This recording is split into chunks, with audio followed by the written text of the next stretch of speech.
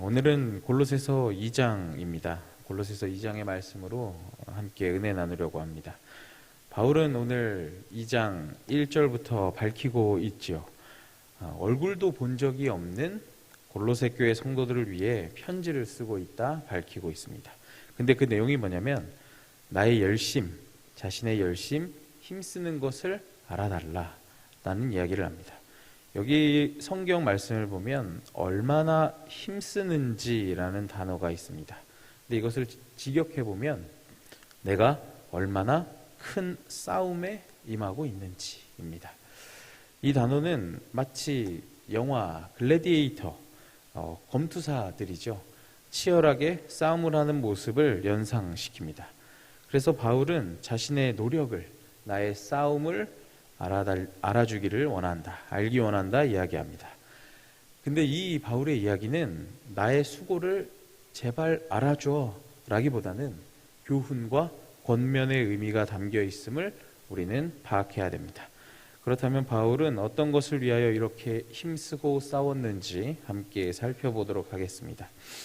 첫 번째는 세번역 기준으로 2절을 보시면 모두가 사랑으로 결속되어 마음의 격려를 받고입니다. 2절 말씀입니다.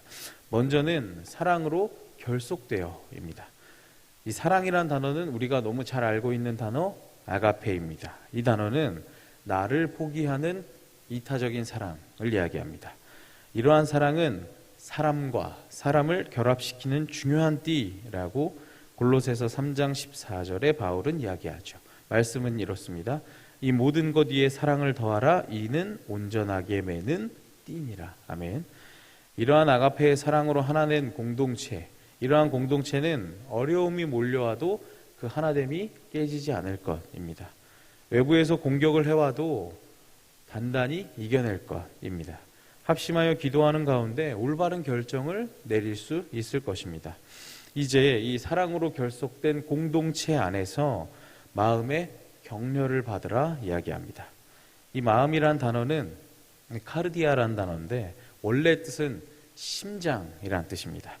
이곳은 사람의 말과 행동의 원천, 감정과 신앙의 자리이기도 합니다. 그래서 먼저는 이곳에 감정과 신앙의 자리, 말과 행동의 원천인 우리의 마음, 우리의 심장에 성령님의 위로와 격려를 받아야 됩니다. 그리고 공동체 안에서 서로가 서로를 위로하고 격려해줘야 되는 것입니다. 그래서 정리를 해보자면 당시 골로새 교회에는 헛된 이단의 교훈들이 매우 많았습니다.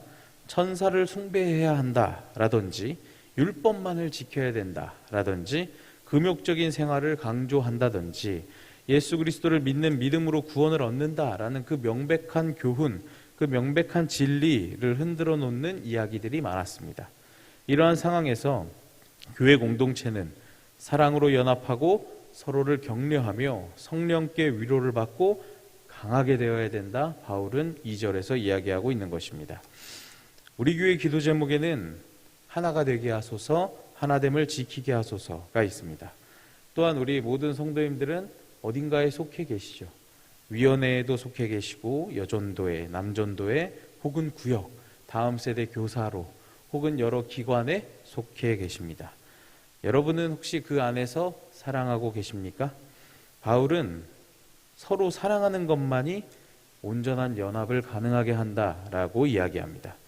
근데 요한도 마찬가지입니다. 요한일서 4장 7절에서 8절을 보면 요한은 이렇게 얘기하죠.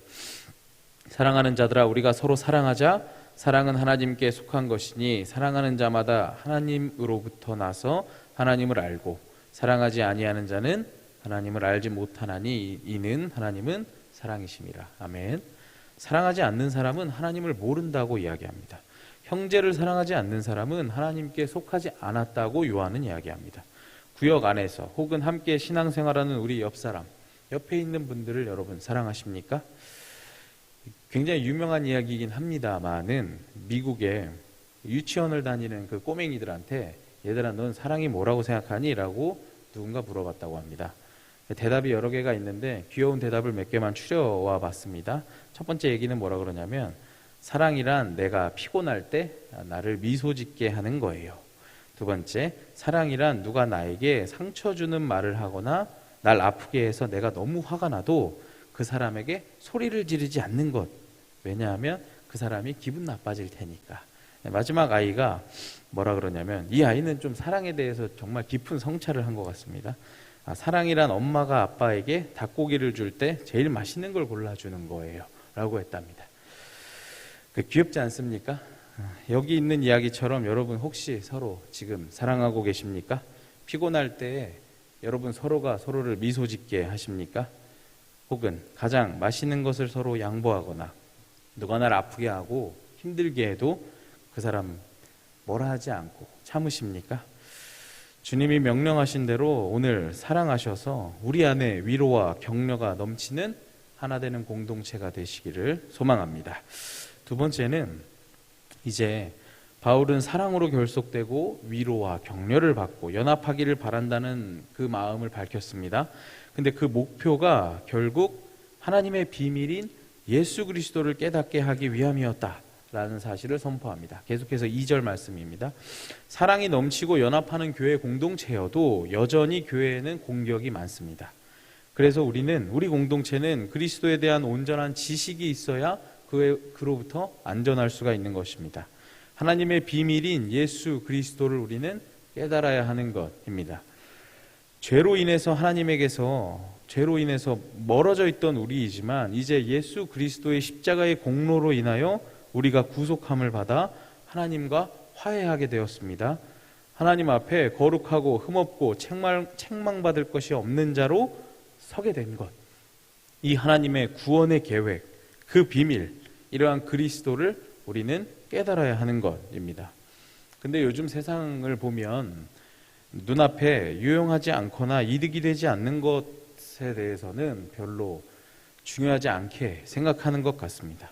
그래서 유튜브만 봐도 뭔가 돈에 관련돼서 돈을 벌어주게 하는 지식이라든지 생활에 도움이 되는 것들 혹은 건강에 관한 지식, 인기가 많습니다.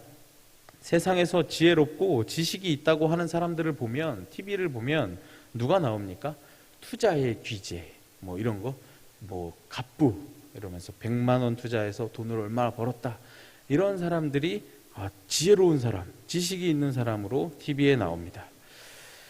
어떻게 보면 경제적인 것, 능력 혹은 그 어떤 것들, 다른 것들을 최상의 가치로 삼고 있는 것을 우리는 쉽게 찾아볼 수 있습니다.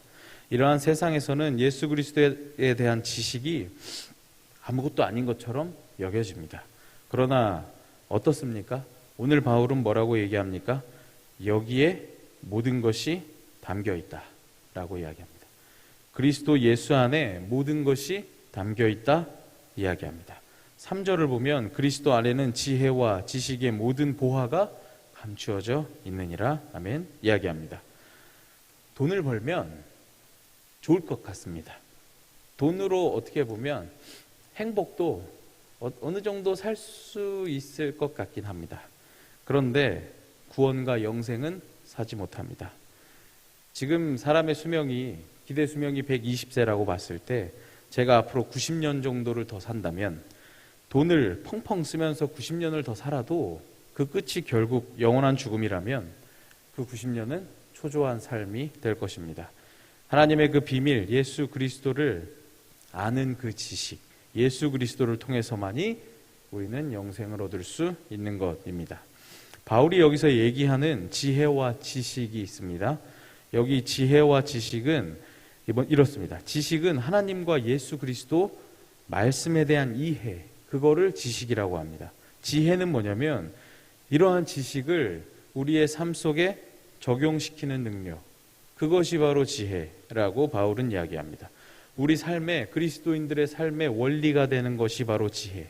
하나님의 말씀을 우리 삶에 적용시키는 것입니다.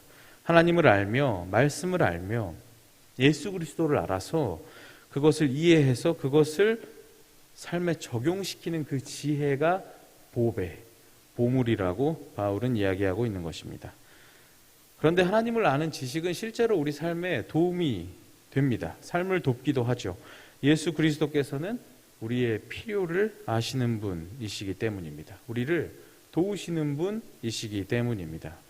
이러한 영생을 얻게 하는 지식, 우리 삶의 지혜가 되는 예수 그리스도를 알아가는데 혈안이 되시는 여러분들이 되시기를 바랍니다. 몇십 년 안에 바스러질 것들이 아니라 지혜와 지식, 모든 보화가 감추어진 예수 그리스도에 대한 지식이 풍성해져 가므로 빌립보서 3장 8절의 바울처럼 뭐라고 얘기합니까? 또한 모든 것을 해로 여김은 내 주 그리스도 예수를 아는 지식이 가장 고상하기 때문이라. 내가 그를 위하여 모든 것을 잃어버리고 배설물로 여김은 그리스도를 얻고, 예수 그리스도를 위하여 모든 것을 잃어버리고 배설물로 여기시는 저와 여러분들이 되시기를 소망합니다. 말씀을 마치려고 합니다. 오늘 본문 마지막 5절에 바울은 이렇게 얘기하죠. 심령으로는 너희와 함께 있어 너희가 질서 있게 행함과 그리스도를 믿는 너희 믿음이 굳건한 것을 기쁘게 봄이라. 칭찬하고 있습니다. 흡족하여 칭찬하죠. 여기에 중요한 단어가 두 단어가 나오는데 질서, 굳건한 것입니다. 근데 이 단어가 어디 사용되었냐면 당시에 군대 용어였습니다.